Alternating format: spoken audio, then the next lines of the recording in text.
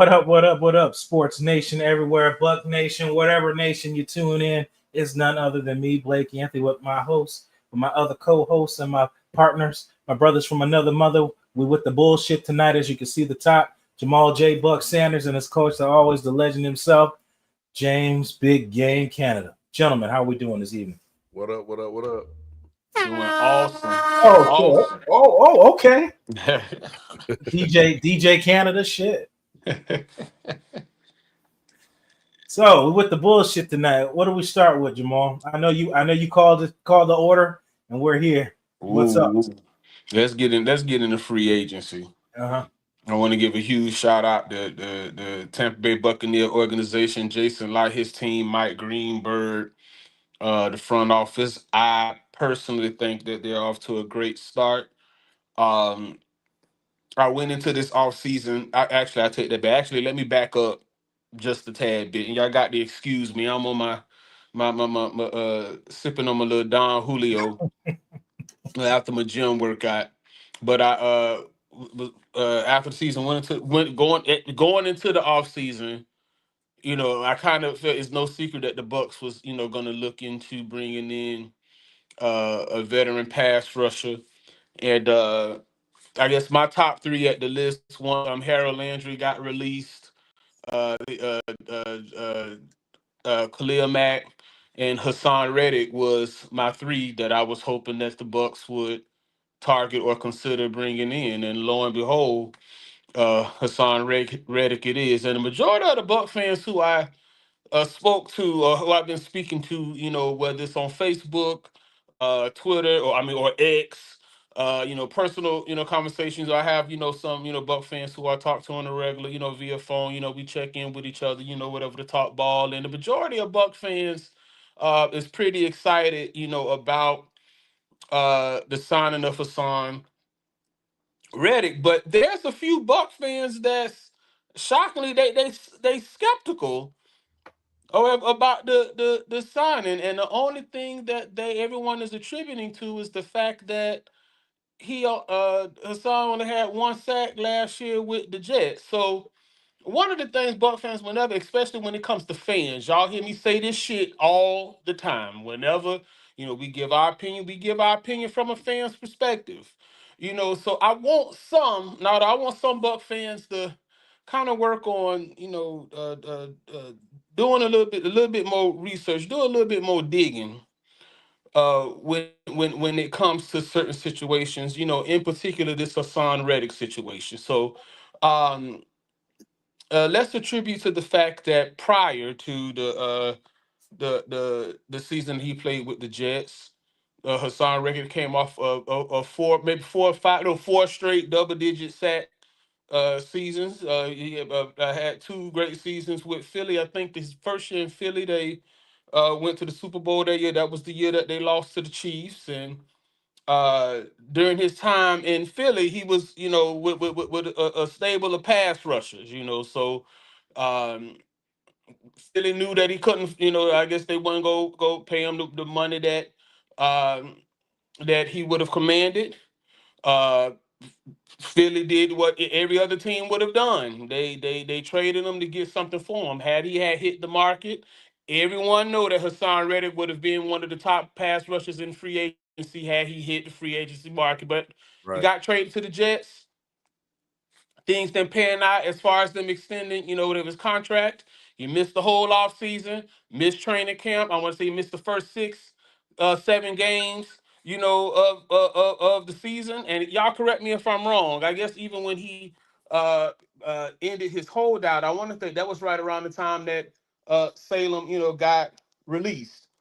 So I say all of that to say, that for the Buck fans that are skeptical about this signing because of the one season that he had uh, with the Jets, I'm just a little baffled by that. I just don't think that factoring in the circumstances that took place last year during his tenure, whatever with the Jets. I still don't think that one season negates his production. The past 4 or 5 seasons, prior to the season that he signed uh, with the Jets.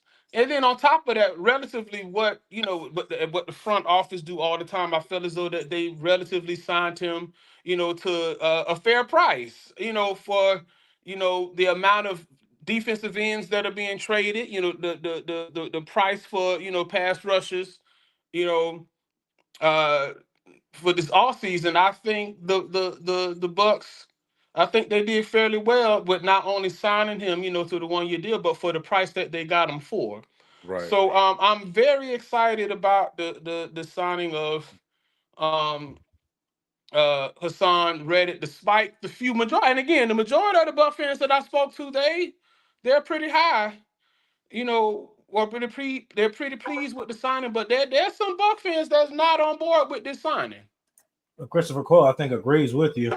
He said, and it's the same Bucks fans that wanted them to trade for Hassan Reddick at the deadline last year. Valid point, Chris. Very, very valid point.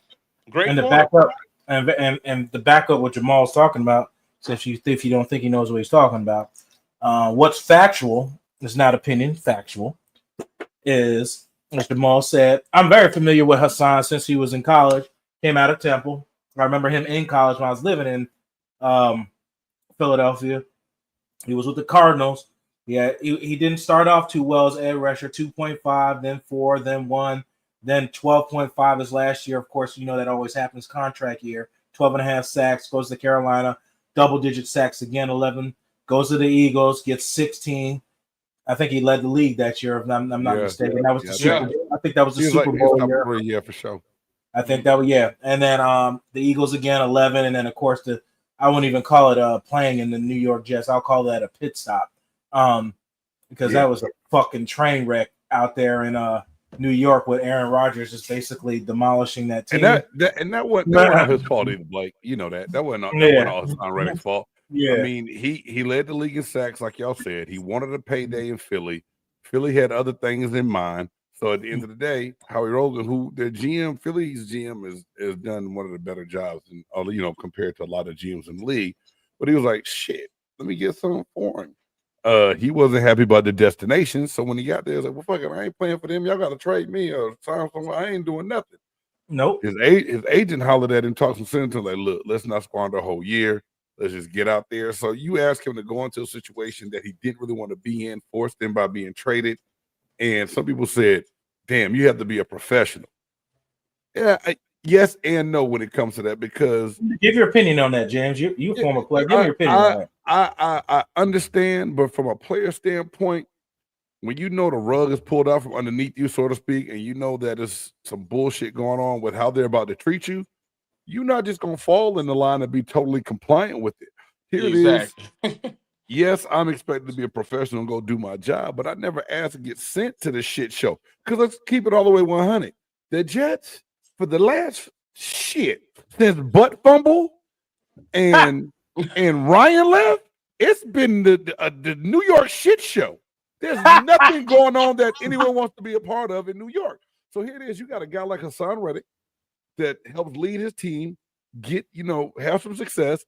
You get traded away amidst you think you probably about to get a payday in a place that you want to be in to maybe try to end your career, and now you force them out. Man, fuck y'all and fuck them. I'm not going there. I'm not doing this. Because when people pay to come see players play on Sunday, that's for their enjoyment.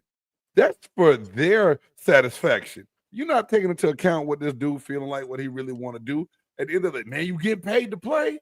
Yeah, I know that. I understand that. But at the same time, I didn't ask to go to this goddamn place. Nope. And now I got to try to make the most of it in the situation where, and when the mental weighs on you from that standpoint as an athlete, you got to flip a whole nother switch because you can't just go out there and half-ass. So I just think it was hard for Hassan to flip that switch and wanting to be in New York because he knew deep down that's not where he wanted to be. That wasn't a destination that he would have ever chosen. If he hit the market, it's apparent that it wouldn't have been like, "Hey, man, I'm going to New York." Nope, wasn't going to ever happen. No, I totally get you. Like, I'll put that in an easier perspective for people to understand what you mean, as everybody may not have played, pro ball and understand it. Also, I'll put it on the college perspective. At UNC, I was recruited by Mac Brown. Mac Brown leaves and goes to Texas. I get stuck with Bunting as the head coach. I was like, I didn't come here to fucking play for this guy. I came here to play with fucking Mac Brown. Right. So I came to play Lord Holy Ghost. And you couldn't transfer portal back then. And you say, James, at that time, you had to sit out a year. Yep. You had to sit out a year to go transfer. So I'm stuck like Chuck. And I got to make the best of the situation you're in. And that's basically what James is trying to say. Because if you don't understand, you come out here, he's like, shit, I'm giving my all for my guys on my team, my Eagles team. We bled and shed blood together. Now I'm shipped out the New York Jets to the Rodgers Jets. That's what the fuck they were. They were the Rodgers Jets. Right. They weren't the New York Jets. They wasn't the Robert Saleh Jets. There was the Aaron Rodgers Jets. Let's just call it what it was. Yep. They did whatever you want. You brought Nathaniel Trash Hackett out there. You brought Alan Lazar. You brought Randall Cobb. Hell, you brought the cheerleaders if you wanted to bring them. It was a fucking shit show out in New York, and I couldn't have loved to watch it fall apart. Only part I hated seeing was the GM and Robert Saleh lose a job over bullshit ass Aaron Rodgers. That's the only part I'm sad to see that happen. Yeah. I'm glad Robert Saleh went to the Packers, and now he's back with San Francisco, I believe, right? He went back with San Fran, right? If I'm not mistaken. Yeah, he went in as a consultant role, and now he got named the defensive coordinator. Right. So I'm happy he's back where he started, but I hate to see that this man lost his job on that situation on some Aaron Rodgers. Thought you hit gold. You found fool's gold in Aaron Rodgers trying to be. I mean, this man tries to be Tom Brady so bad, trying to recruit people. It's not even funny. Yeah. We'll talk about that another time. Hey, what I was about to ask you, Blake, before we get into more Buccaneer stuff, we on this free agency thing. Yeah. If you the Pittsburgh Steelers, do you really touch this dude with a 10-foot pole? I said that when I was in the Aaron Rodgers basket. When I was running on the treadmill, I was looking up at that, and they was talking about Aaron Rodgers to the Pittsburgh Steelers. People were looking at me crazy because I yelled out loud. I said, "Fuck no!"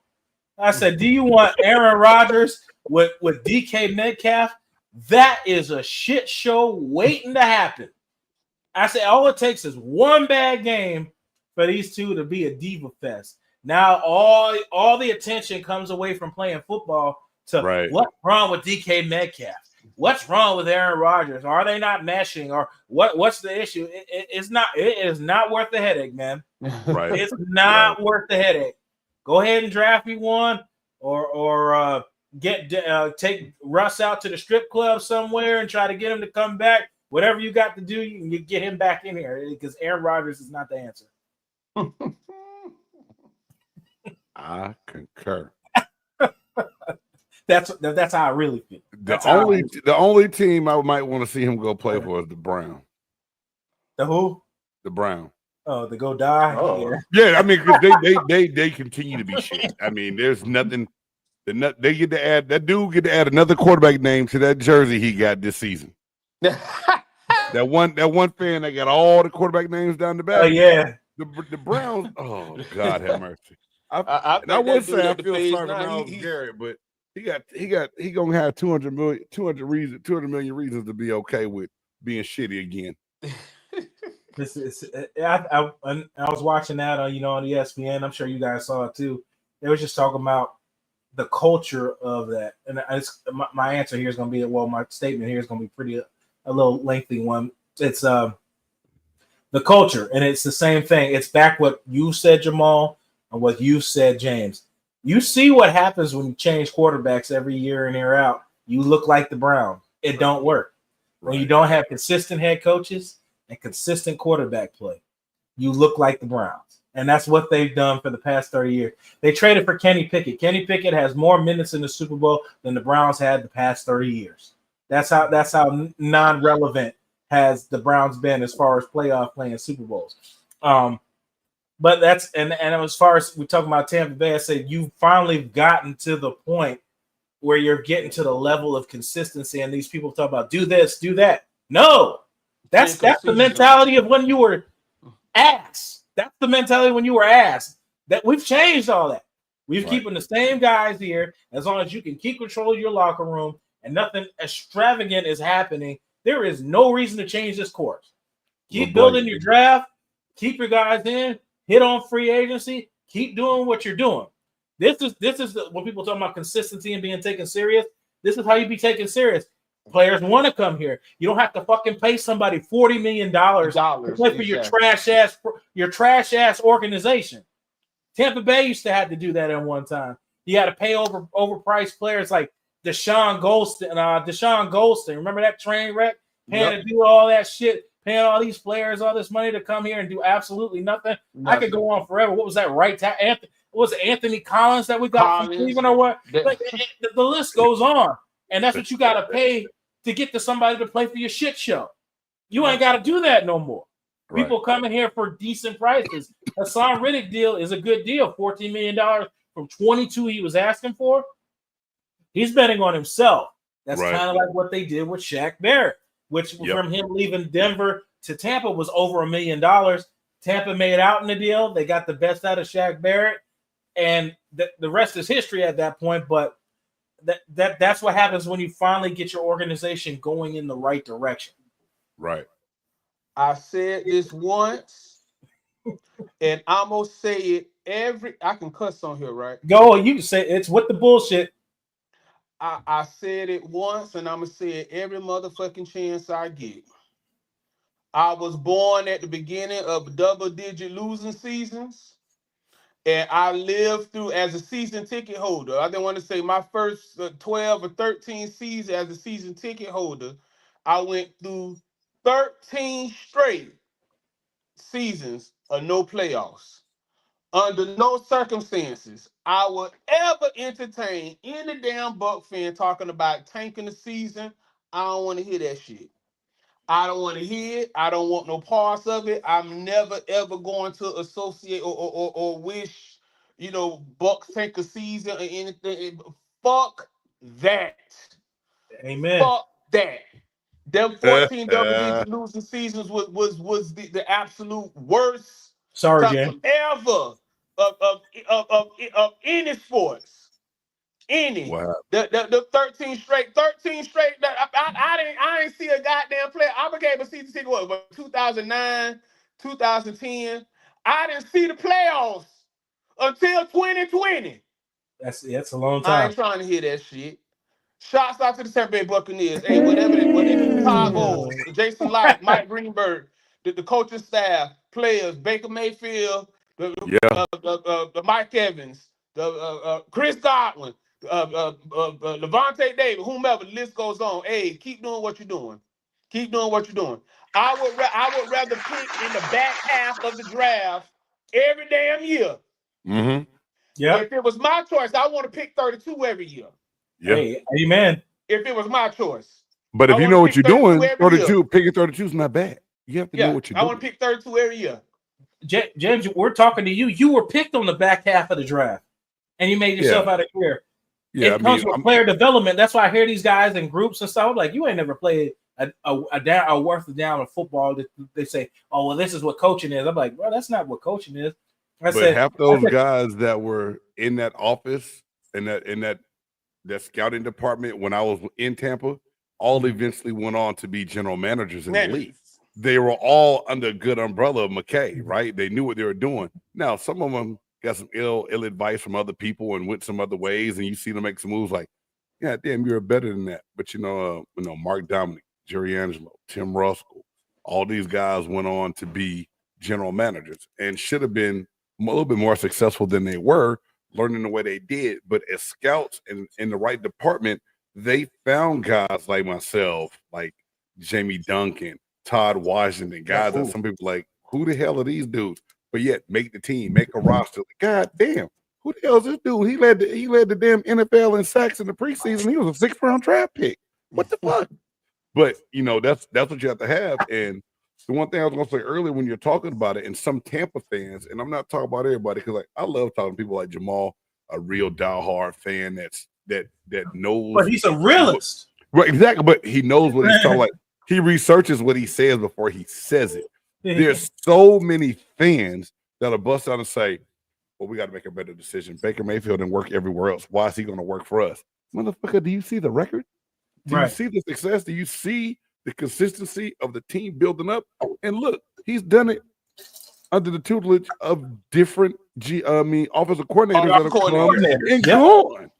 So what do you really want when it comes from a success standpoint of what your quarterback is going to give you. If that shit ain't broke, don't fix it. Don't Because fix it. everybody said the hate same on thing Todd Bowles. but everybody said everything about Brad Johnson until they won the damn Super Bowl in Tampa.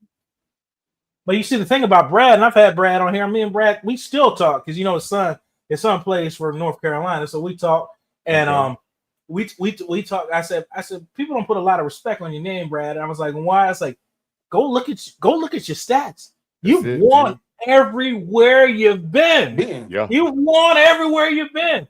He played. I don't know if people know he played basketball with Charlie Ward at Florida State. I don't know a lot of people knew that. He played basketball with Charlie Ward at Florida State. But Brad won everywhere he went, and he came to Tampa. He didn't lead the league in passing, but he did what was necessary to win a Super Bowl. Win a Super Bowl. Sounds familiar, right? Jalen Hurts said the same line. I do what's necessary to win. Yep. I don't want to. I don't even know if people know your box. I don't even people know Brad. I don't think Brad Johnson even started at Florida State. Yeah, you're right. Yeah. I don't think Brad Johnson started at Florida State. I think he did, but I think it was one of those situations where he wasn't supposed to be the guy, and he ended up being the guy. He just he got into it. Yeah. I think now you gonna make me do my goddamn research. Yeah, I'm doing it right now. Doing it right now. But yeah, I might be wrong. It's okay. Brad got to Florida State. Brad started at Florida State. Florida State in 1988.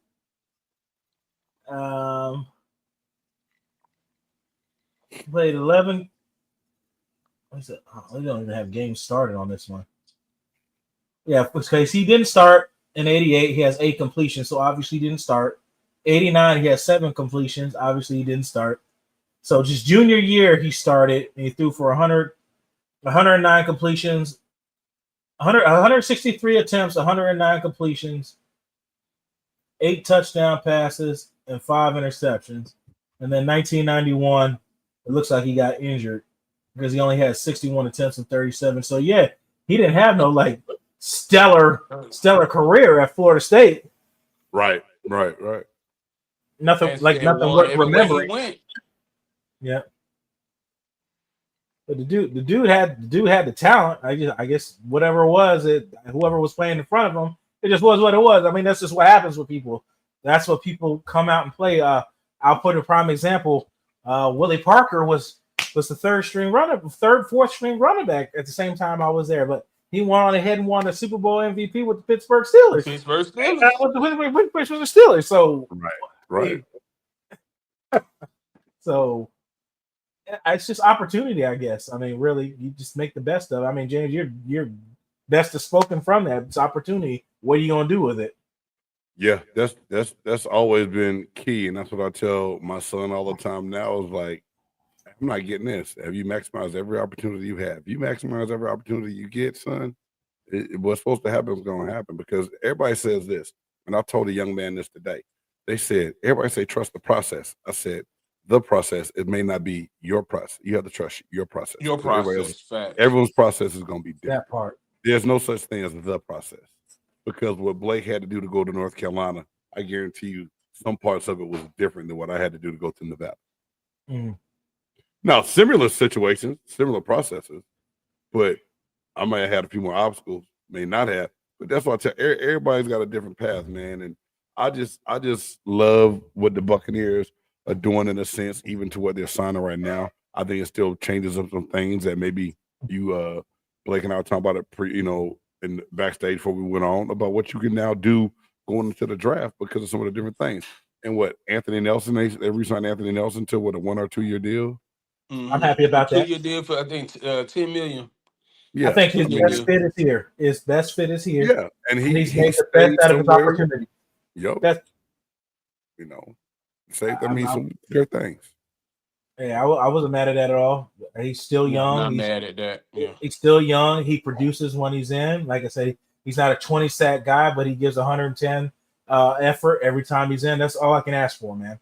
That's all I can ask for. That's the thing. Everybody not gonna be a 20 sack guy, because shit, them offensive linemen still get paid too. Yeah. You just watch Tunsil. Does Tunsil get traded to Commanders? I'm kind of surprised by some of the moves the Texans have made. But they loaded Me up the too. secondary, but you let an offensive lineman like Tunstall go, and C.J. Stroud looked really uncomfortable last year. And I think that's why. I think you answered your own question. I said if we had Larry Tunsil and we still had the amount of sacks that we have, then why are we gonna keep him? One? Yeah, and this is a cap. It's a cap saving move.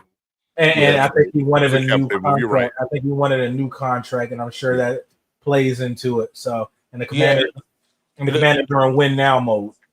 Because not only do the Texans go after they getting ready for Stroud contract, they also got Will Anderson coming up too. So yeah, they got decisions to make. Yeah, especially with their wideouts. Was it Nico Collins? Stud, man. Not to pay that dude at some point, stud. They had a lot of injuries. That's why the Texans were kind of set back on offense. Basically, 3 of your wideouts, 2 or 2.5 of your wideouts went out in the year. Yeah, and then put your offensive line play. I'm saying, crazy. I know we're talking about Texans a little bit. Person I didn't see that took a real step back in that offense was Pierce, the running back. That dude was a stud in year one. I have no idea why he took a step back in this new offense, but I would love to see him somewhere else, or even imputed out here in Tampa if the opportunity persists. Because Rashad White is on his last year of his contract, and I'm sure the Bucs ain't going to break the bank to keep him. But they got the Bucs got a lot of options. We were talking post production, Jamal, before you got in here about guys at 19 that you would take if you stay at 19, and I was like, there's 2 guys that'll make a difference immediately if you pick them. It was Tyler Warren, the tight end out of Penn State. I know everybody's like Cade Otton. Cade Otton is coming to his last year of his contract. Tyler Warren can play anywhere. I don't know if you've watched much of him, Jamal. Watch when we get out of it. That guy can play anywhere. Jump balls like Gronk. You can line him out at the Y. You can line him wide out. He's fluid at 275 pounds at the size of the way he just runs. And then the other one is McMillan out of Arizona. Those are 2 guys. If they fall down to that far, I wouldn't be mad if the Tampa Bay Buccaneers picked them. But otherwise than that, I see them trading back, getting interior or edge, and acquiring more picks. I see that happening. But if one of those guys that make an immediate impact are there, take them. I wouldn't be mad at it. Yep. I'm gonna go with you on this one because I one thing about you, Blake, I know for a fact you do your homework, you do your research. So my thing is no way I'm always with the shits, but I'm not going to debate that because I know the work that you put in. I know the work that you put in. Then at the same time, I'm glad we brought in Hassan Reddick. I came across, a couple of pass rushes that I wouldn't mind, that fall to 19. But I'm hoping that we're able to address the cornerback position in one of the first of the 2 picks. But also too, I think a position that I think that we'll be a disservice as fans if we don't uh, continue to sniff the inside linebacker position. I mean, shouts out to my favorite Buccaneer defender all time, Levante David, on him re-signing for another year. Y'all, I'm not gonna lie, I was not ready. I wasn't ready. I wasn't ready to step in Raymond JayBuc Stadium and not seeing 54 running out of the tunnel. So I'm glad we're able to bring him back, but I just think that that there's some willing and body able inside linebackers in the draft that not only can potentially fall to 19. We might be able to snag one in the second round, but I still think that inside linebacker is a position of need. And y'all, what's his name? Y'all, being that we on this topic of middle linebacker, I think the Bucks made a sneaky. I definitely want to get y'all feel on this. A sneaky move. Is it Deion Jones that they was able to? Was it Deion Jones? I guess they brought into the practice squad last year. You know, Yeah, he Dion should have had a pick in that playoff game. that playoff He game, threw exactly. it right So to him. I don't know how he didn't pick it. Yeah. Correct me if I'm wrong. Even the ones Yeah. that's watching in the comments, because I don't want to be on my bullshit and say the wrong shit. But I think we was able to get Deion Jones on the minimum. Yep, because And he's that. I'm wondering, like with the whole off season with training camp, I wonder if this can be a potentially sneaky move if we're not able to bring in the middle linebacker. I'm wondering, like you just said, he dropped the pick in That that would have been playoff game. huge. I He wonder dropped that if playoff. we can get a year or two of production out of him. But needless to say, I still think that the inside linebacker is a position that we need to address. I think that, especially with the cornerback position, I still think that Oh that's God, you have to. something that we We're need to hurting.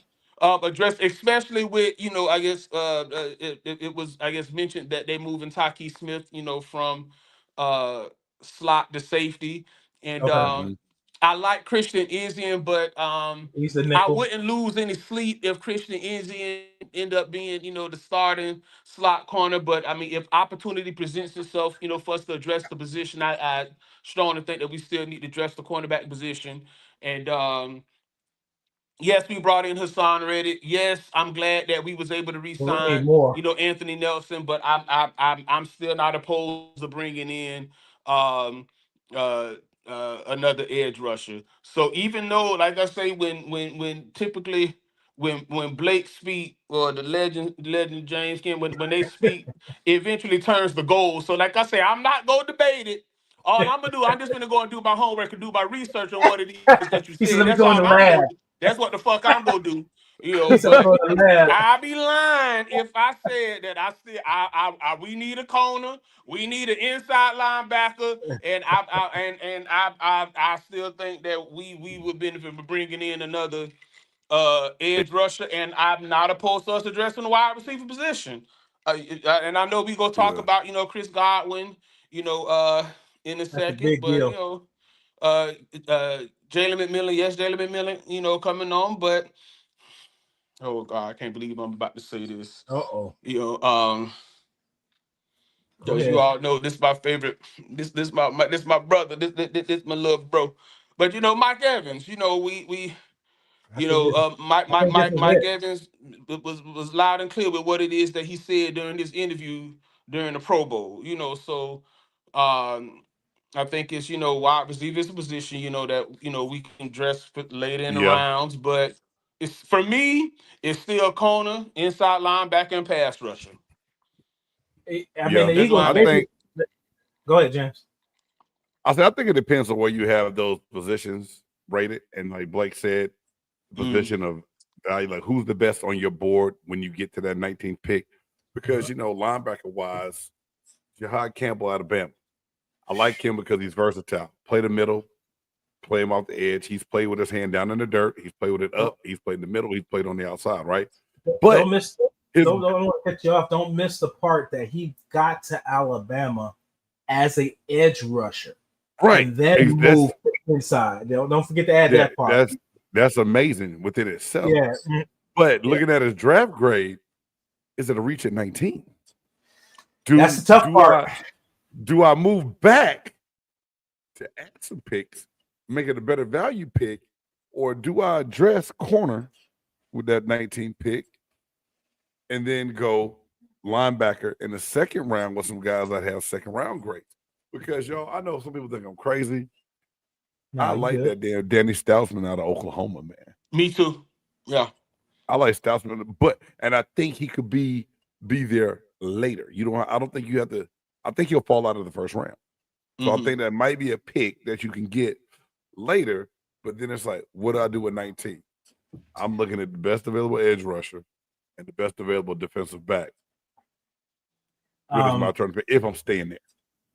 I could talk about this now. I was going to put a post, but we'll talk about it since we're live talking about it. So the powers that be, and they're very people that are close to me, and they are very reliable sources, 100% accurate. I will say that live, 100% accurate.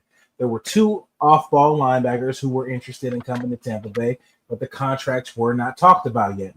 One was who just signed a 3-year deal with the Seattle Seahawks was Ernest Jones. Oh, wow. He was interested in coming to Tampa Bay, but contracts never came to talk. The second is Denzel Perryman out of the Chargers. I don't know if any contract talks have happened, but he is open to coming to pair with Levante David, they are good friends. He is open to coming here, depending on what the numbers look like. And I will say this, as it is true, 100% true. There's no contract talks yet, but he is interested in coming to Tampa Bay. I want to acknowledge or mention that Denzel Perry is all about the you. That's all I want to say. So I already knew you were gonna jump on that bandwagon. Don't get it motherfucking twisted. It's all about the you. I already knew it. Yeah, if that happens, I put the brakes on a lot of the stuff that we just talked about because that's a game. It's just game changing. If that happens. Yep, I got the text messages to prove it. But well, we were talking about guys at 19. There was one other one that we were talking about. Let me add the screen share on here again. This guy is a beast. Nick, I don't even want to butcher your last name. Emma Rory, 6'3", 227 out of South Carolina. The guy has wheels. Just ran a 4.4 in the 40 in the combine. Yeah. And the guy he can do both. He can come down in the box, play a nickel linebacker, and come back in safety and play a multiple spots. Kind of like a Brandon Browner kind of role, but much faster. Much faster. I told James, we talked about this the last time we talked. It's just, man, I'm just all over the place when it comes to this draft because at this point, it's really what happens in free agency versus what's picked in the draft and what you're going to pick. I can say what I want, but I have no clue what's actually going to fall down, who's going to trade up, who's going to trade down. It's tough right now, but there's some studs out there that can make a difference immediately, both on the offense and the defensive side of the ball. Yeah, Nick Emery, I like. But sometimes y'all think we need more of that safety type or that true outside edge corner. I think we need a real corner. If we drop a first round pick, we need a we need a real corner. Are you talking about outside the numbers? Yeah, I think we need a guy that can line up outside I the numbers. think Dean doesn't make it to 2025. I'm gonna say that live on the air. I don't think Dean makes it to 2025. I don't know where. I didn't want to be the one to say it, but I'll say it. What do we call this? What's the title? With the bullshit. Dean can go on other cruises he wants, but I think that's his last cruise in Tampa. Damn. I think that's the last. And I like Dean, but your best ability is your availability. Dean was out there doing the cha-cha slide. And it saves what, like $5 million if they release him, they get more $5 million back in cap space. Yeah. Which could be necessary evil for Perryman. Anybody? Just saying. Yeah. He was doing the cha-cha slide, crisscross out on that cruise. You doing out there doing the crisscross cha-cha slide. And I think he knew that too. Yeah. I think he knew that slide to the left. Slide to the right. And I think Dean knows that. I don't think he's stupid. I think he knows that. Tabo's tried his best to ride out with him, but I can't defend somebody who's never on the field. I can't. And he's never there. They've paid him handsomely. They've gave him, this is his second contract. And I said, I can't even I don't even want to look up the amount of games that he's missed. I said, so if it happens, it happens. It is what it is. Best of luck to him going elsewhere. Yeah. But I think that happens. I don't think he makes it to 2025. Dean said, don't make a scene. It's just Dean. Oh no. Bring it back now, y'all. Crisscross. Oh no. Crisscross. Okay. It's a Don Julio, James. You Let me see give me what some it more did to goddamn him? damn. See, no, it's y'all fault. I'm blaming y'all ass because look, look, I just Shout came out here. to Don Julio. I'm just a fan. Like y'all came with the crisscross. They well, they Don, said that Dean. Don, They that said, Don Julio is Dean was on word. yeah Yeah. cool. Dean was on a cruise doing his. Hey, Oh, he throwing it up. I wasn't there. Allegedly, I would. They said Dean was on the cruise doing the cha cha slide. That's just what I heard. Yeah, I'm He on had Corey, repeating what I heard. Flannery. I knew Dean's no knees having ass was gonna get hurt in the playoff game. Oh my god! I guess I can't defend if you're not on the field. I can't do it. I have no argument. I have no argument. I can't. They I can't. said they said all it took. They said if it was the right DJ and the right population of people, they said they would have put that Tamia song on. They said he would have been out probably out there doing that the Tamia line dance. When I think about you, Oh think Oh, my about god! giving myself to you. They said if it was the right DJ and the right population, he would have been out there doing It'd have been out. allegedly. Allegedly. Allegedly. Let me hush. Let me hush. No, don't you ain't got to hush. We with the bullshit. You see the title? We Hey. with all the bullshit. Shout out So to Don Julio. yeah, Don. Hey, that reposado. Shout out to Crown Royal Peach. Shout out to y'all. Reposado. Hey, you can sponsor us. We'll promote that shit. Sponsor us. But when I think about you, Oh my god. out there doing, they said, boy, the right DJ and the right population of He is people, done. he would have been out IR. there doing it to me or too. IR. Allegedly. Right along. My bad. I'm Right. sorry. Right along with what's that? Sean Murphy Bunting went out in Tennessee. What he said? I left because I wanted to play outside corner, and we haven't heard from him since. In the sense. He went to Gilligan's Isle, and we never heard of him again. So be careful Dean, what you ask for. Yeah, he went up to Tennessee. We never heard from him again. But yeah, Dean, I don't see Dean making it to 25, and I wouldn't be mad at them trading him for picks. They need him. They need the picks right now. And I've said several times on social medias everywhere. That's why I'm glad Jason Light went out there and gave Todd Bowles his props. He said Todd Bowles has done more than what I expected him to do with what he was given. And he said that because they've taken nothing but discount players on defense. And they spent all their high picks on offense, which I'm not mad at. You got to score points in this league. Yeah. And you got a defensive coordinator who's going to make those changes. You heard Liam Cohen go on there. He said, Todd Bowles, the way he was making adjustments in the second half was insane, shutting people out in the second half with what he was given. And I don't think the haters are going to ignore it. Terrible ass Tampa media is going to ignore it because they sell an objective. I said, you're doing this with guys that got off the fucking couch. These guys were on the fucking couch. They weren't there all off season. So you got to plug these guys in and do this and make all these changes and do all that to make that kind of run with these guys. That's coaching. When everybody gets on these chat groups and talk about we need better coaching, you're watching it. You're watching it. You choose to pick and choose when you want to throw that out there because you mad at whatever it is. You watching it. Look at the player development that you're getting out of these guys. Look at the production you get out of these dudes. Die for Todd Bowles. They die for Todd Bowles. They love him because they know players. James, I ain't got to tell you this. Players know when somebody's on bullshit, and they know when you're real. They can smell it. Mm-hmm. And that's what's happening to Mike McDaniels out in Miami. He's a glorified offensive coordinator. He's not a team motivator. That is what he is. And you dealing with all those diva personalities, he can't control that.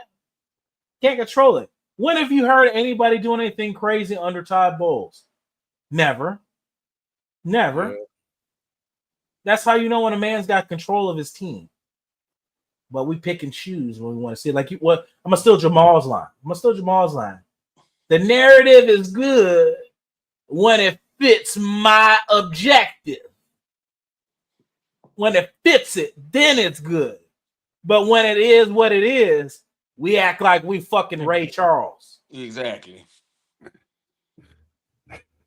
I got In that a order. player all over town. In that order.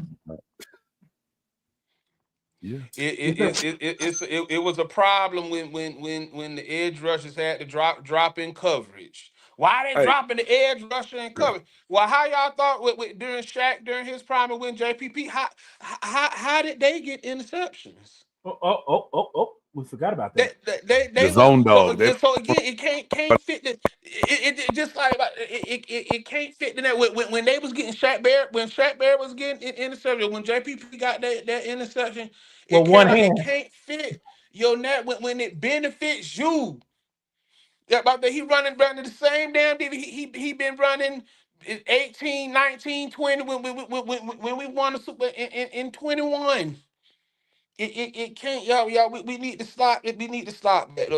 Like for real. Like my thing is, if you go hold me accountable, hold me accountable. But my thing is, you can't hold me accountable and not give me the credit, the credit that I'm doing. Come on, we got to pick and choose in battle. Pick and choose in battle. We can't continue to identify certain pieces for the fit, like Blake said, for the fit your narrative. Like, come on, y'all. So it ain't enough when Jason Light said, your own GM, who been here since 2014. It ain't enough when Jason said it. It ain't enough. Your player said it. You heard Levante. If we ain't complaining about him, why are you complaining about him? Yeah. Everybody know, and I'm glad that I'll say it again. I've been on this horse. I am glad the Glazers don't listen to these guys. I'm glad the Glazers don't listen to the media. They stick within their wheelhouse, and they know what's working and what's not working, and they move accordingly. They're not making impulse decisions. That's why I love the kind of like the Pittsburgh Steelers. They stick with their guy. They don't sit here and try to pivot and make brash decisions and things like that. Until something changes dramatically, I'm not changing it. But we're going to address the things that we can address, the things that we have control of. Mm-hmm. And I'm glad we've got to that. And I'm glad, and like you said, Jamal, you joined up. You get season ticket holder in 2009. James, you played here, and you've watched culture changes and things like that. You're getting to see the transformation. People just need to stop being so fucking angry and bitter or whatever the fuck you got going on. You're getting a chance to watch the transition from your team being a trash organization to being consistent. You're getting the chance to watch it. Yep. Sit back and watch it. You picked up an outcast quarterback. You've changed offensive coordinators 3 years straight. Yep. So it's telling me that you have the stability in your organization that I can plug in whoever the fuck I want to plug in, and they still winning. That's the position you want to be in. Everybody wants to come to my house to get my people to coach their team. Ooh. That's the position you want to be in. Yeah. They ain't been there like that when you had fucking shitty ass Greg Schiano. You weren't there when you had shitty ass Dirk stick carrier cutter. Boy. You weren't at that point. You at that point.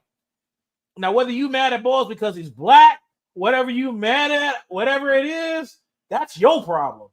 But that the Bucs have done what they're supposed to do to get them in a position to be in a lot better spot to get coaches being hired elsewhere, people coming in and being successful, plugging in offensive coordinators, plugging in outcast quarterbacks, and still continuing to win even under cap scrutiny. Mm. Hit the order. One thing you don't realize what you just did. I mean you when you went back down memory lane, I just I guess had a traumatizing. I guess a little PTSD when you went down. The Shiano era and Dirk Cutter era, and it just reminded me like Buck fans, Fred. And what I'm about to say, I'm finna say this from the heart. Go ahead. Let's get Y'all you y'all close, man. wasn't tired of going into week 13, 14, 15, wondering when we was go pick when we was go pick in the draft, like Yeah. the start. Y'all wasn't tired of doing your mock drafts Oh, yeah. Week week 13. 13, 14, 15 Yeah. of the season. I was so tired of that. It feels good having the high anxiety of wondering, of what playing for the division. We won the division four straight years, 4 straight years. I'm sorry. Like we go in the season, that we finna win five straight divisions, and putting pieces in place for us to get over the edge. To make a deep run, uh, in the playoffs. And some of y'all talk about my quarterback Baker. And my thing is, how is this working out for Cleveland? Mm. Tell them again. How is this working out for Carolina? And then y'all can say whatever y'all want to say about the Rams. It was no way in hell that Baker was finna supplant a quarterback that just won the Super Bowl the year prior. And then he comes here after the GOAT, after Brady, and able to reinvent his career. I would take that. I would take that any day, any time of I would take that. Under no circumstances where I don't want to go through 13 seasons of missing. And here's another thing too, and Blake, and this is why I'm gonna need y'all for the a lot of y'all fans, y'all be projecting, y'all be saying things that's popular, whatever to say. Not only without even really doing your research, about not even with a lot of things that y'all suggest is not guaranteed, for you to have success. Like a lot of people really be on this whole tip of tanking the season so you can get the number one pay, the number. Besides Joe Burrow's Super Bowl appearance that he lost to in the Rams, what was the last quarterback that was drafted number one that won the Super Bowl? Uh, Eli Man and Peyton Manning. Have there been a quarterback that was drafted, that was taken number one overall, that won a Super Bowl? Shit, for the longest, it's Y'all been. got. I ain't got my work computer stuff. Was I can't. Let me correct me if I'm wrong. If I misspeak, if you the ones that's watching the show in the comments, like that. And then also when it comes to take the season, it's not just for the quarterback. It's 9 times out of 10, it's an overhaul. For the whole organization. I just have the upward for Jason, like since 2014, just for the stability that he has brought to the organization with his team, with draft, how confident I'm going in there, confident that we gonna be able to hit on our top three picks. Every year, Definitely. I think the chances, are relatively high that we're gonna be able to hit on our first three picks. You know, and it just goes to show, and I just have so much respect, for Jason Light and Mike Greenberg and John Spock. Congratulations to Spotech, and well deserved. The Oakland Raiders. It just goes to show, just how our organization, Tampa Bay Buccaneers, the team, the small market football, that now we can honestly say that we're a winning culture. We run the South. We a few pieces away from making a deep run in the playoffs. This is a great feeling. I would rather be depressed about losing a playoff game. I would rather be depressed about losing a playoff game. than to experience what we've 75% of my fandom. I don't want to experience that again. So shouts out to Jason Light, Todd Bowles, players, owners, front office. Shouts out to y'all. And In they've order. done that. And they've been top notch. Somebody put Matt Stafford, but Stafford did that on his second team. Whoever put that in there, Stafford didn't do that with the Lions. With the Lions, he had to do it in LA. So I get what you're saying. Yeah, he's the last one, but he didn't do it with his original team. That's my dog, Big Sherm. Okay, yeah, that's right. He was drafted number 1. Yeah, right. Yeah. But otherwise than that, you were correct. It was Eli Manning was the last. And technically, Eli, because Eli Manning, he was drafted number 1, so he wasn't with the original team that he was drafted to. Technically, yeah. So, but I mean, he's right. You have a point. Matt Stafford was number 1, but again, it was with at least Eli Manning was drafted by the San Diego Chargers, but he never played, right. He only played for the Giants. Yeah, it's all good. Never suited up. So my thing, it just goes to show that's not guaranteed to be a winning formula. Tanking the season, that's not guaranteed to be a win. Jalen Hurts was the second round.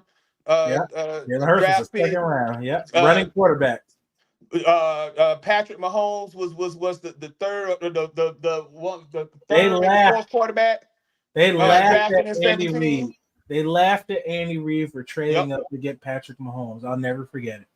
They laughed at him. What was it, with the 31st pick, 32nd pick, or something like that? Yeah, they traded up to get Mahomes. Yeah. And what's funny is when Sean, and if you all know if you remember when Sean Payton was no longer coaching with the Saints, he was going to draft Patrick Mahomes, but the Chiefs traded in front of him again. I don't know if y'all heard that interview. I remember that. Yeah. I did not know that one. I didn't know that one. Patrick Mahomes was supposed to be a Saint. And it would have worked with Sean Payton because he is a quarterback. Yeah, he is a quarterback whisperer. So I'm not sure how his career would have turned out. But thank God that Tampa Bay Buccaneers got to face him twice a year. Jesus Christ. Annoying. But he didn't do too bad with Andy Reid, mastermind, offensive minded guy. Hey, and just to add to what it is that we were saying, and I know we're gonna touch on this a little bit too, and I think this attributes to the winning culture that we have, the type of culture whatever that we have, that Chris Godwin returned. That we know, and it was on record. This is factual. We knew that New England was going to throw him that bag. And I also hear rumors that Jacksonville was willing, whatever to pay him. Raiders was willing, whatever to throw some money at him. I'm hearing rumors that Carolina was willing, go figure, with those 3 teams willing to throw, whatever, some money, at him. So factoring, I know that the culture of this team and the culture of this organization factored into Chris Godwin, making a decision to return, over to the Bucs. So again, I just want to attribute that, to he said it all along though that he wanted to stay in Tampa. I mean, he said what? He said it all along that he wanted to stay in Tampa, and I say this: Jason Light and the Buccaneers, y'all owe Chris Godwin because he showed enough gave the Buccaneers the hometown discounts. Because not a lot of players are gonna leave $20 million on the table. So Jamal, to your point, it says a lot about what the players of the Tampa Bay Buccaneers feel about the organization and the coaches, because who's ran by top a lot of people would have told Tampa Bay to kick rocks, and that's just the nature of the business. A lot of guys, because we know this as players, it's a small window of opportunity you have to get all your coins and your chips, and you have got to invest and bank on yourself to invest for your future and your long haul. So Chris Godwin thought enough of what he's been through with that organization to turn down $86 million and take 66. That says a lot about that man right there, dog. That says a lot about Chris Godwin. And it says a lot, I think, about the Glazer family, which some of the ratings they got from the NFL, we got to work on that, y'all. Y'all got to fix some of that shit around $1. Anyway, that's a whole nother podcast by itself. Fix your shit. Come on now. Come into the new city. Come on now. But Jason Light, Todd Bowles, Chris Godwin. Y'all don't even know because I'm up here trying to do stuff, figure out what story I'm going to do next on what wide receiver we may have to get because Godwin going to get snatched up out of here like the Grinch who stole Christmas. I just knew Godwin was going to get snatched and be gone. Yeah, I knew he was going to leave. My phone was blowing up. It was so funny. I'm like, what the? I'm working. Hey man, Godwin back. Okay, good. Trust me, I'm real happy. I'm gonna celebrate later. But yeah, it was a good feeling, man, to know. Because to me, he's not even gonna look right. He wouldn't even look right in the world. Oh no. If people forgot, he wore number 12 before he wore 14. But Yeah, he got a good little. I heard Brady gave him a nice little nickel for that number. Yeah, they normally do. Yeah, I mean, you know about that, James. People pay for numbers, or it? The usual thing is what they pay for a family trip or whatever it is, or something like that. It depends on kind of what you talk about negotiating. Because I know when I came in, somebody had 97. Now they was like, "Yeah, you gonna be 98." I said, "Well, I ain't got no money to pay for that shit, so cool. 98 it is. 98 it is. 98 it is. I'm only one number off. I'm good. 98 it is. Yeah, it's funny how that works out. There's a Caleb Benanot was a good friend of mine, and he talked about Gerald McCoy, and he told me this story. Him and Gerald are very good friends, and he tells the story that said, Gerald, you never talked to me, man. He's like, how come you didn't say anything to me? He said, dude, honestly, I didn't think he was gonna make the roster, so I didn't bother even talking to you. I don't know if you heard any stories like that, James. It's funny when you hear that, and in that perspective, Gerald was the face of the franchise, blah blah blah. And it's just funny how you hear the stories like that, and then they become good friends later once you make the team and stuff like that. Yeah, it's funny, man, because you get shit like that all the time. And I know my rookie year, they was like, God damn, they said you could ball a little bit, but shit, we ain't know. We ain't know. Like they say that, hey, man, we ain't know if you was gonna be here. Because I know Stapp had a way of doing that with dudes. Like, hey, man, I don't talk to nobody until they made the 53. Damn, that's fucked up. It is what it is sometimes, man. So I know you was in. I ain't saying nothing to you. That's messed up. Damn. Yeah, it'd be like walk around camp all on the edge. I mean, granted, you're a camp. No. Sometimes though, I mean, if you out there young and you making plays, you're gonna force guys to holler. And everybody not like that. You know, you had guys like Hardy Nickerson that'll be like, hey, youngster, let me sit down and tell you this. I mean, you got different guys that's going like different ways. It's just, it is what it is. And some people got their own ways of doing things, and you take it for what it's worth. But at the end of the day, you have a point to prove. If you're supposed to be there, you're gonna play well enough to show you're supposed to be there, and then you earn that respect of the veterans around you in that locker room. So, I didn't came in expecting to be nobody's friend, but at the same time, I'd be like, hey man, what's up? You don't say that shit, say nothing to me. I ain't gonna say shit to your ass either. I ain't got to talk to you. Like, man, I still gonna get up. I'm still gonna put my pants on one leg at a time like you. My heart still be like, hey, I ain't about to lose no sleep on none of that shit. I know why I'm here. So that's the attitude and the mindset you got to take, man. You know why you there. Take advantage of why you there, and then later on, go to their house and drink that good shit. What you talking about, that Don Julio? No. I'm talking about that Louis. I got a story. Yeah, I got a story to tell you. I drank a whole bottle of sap shit one time. Oh shit. Me and my boy Charlie Darby. Oh, Charlie. Shout out to Darby. Oh man, Darby out with that food truck cooking up some good food. Oh yeah, that big old country boy there. Yeah, okay. Before we get out of here, who would you like to see them pick up? What other free agent? Do you think it should be a corner, or do you think it should be another edge guy? I would like to see DeMarcus Lawrence here. Honestly, I did a short on that. I think DeMarcus Lawrence could be a great value piece. He sets the edge well, plays the run, and he can get after the passer that he doesn't get a lot of credit for. And before he got hurt this past season in Dallas, he was balling. He was doing his thing, man. And I think you can get DeMarcus Lawrence on a one-year type deal. That part. About $8 million. Because Dallas, I heard, is only going to offer him $5 million. And that's a slap in the face. So I think, what you can get out of that, like the DeMarcus Lawrence deal, a lot. Defensive back wise, I'm not sure because a lot of who I thought we can get is already gone. I like the kid from Minnesota a lot. He signed back in Minnesota. Yes. And then the Saints grabbed Justin Reed. So yeah, man. I wouldn't be opposed to the Bucks exploring Rasul Douglas. Douglas, okay. Yeah. Another Temple guy.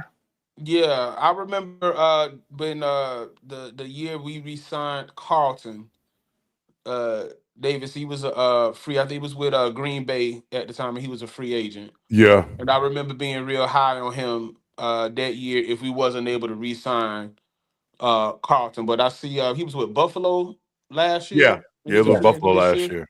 Yeah, so I'm the one wouldn't the Bucks would explore that to see.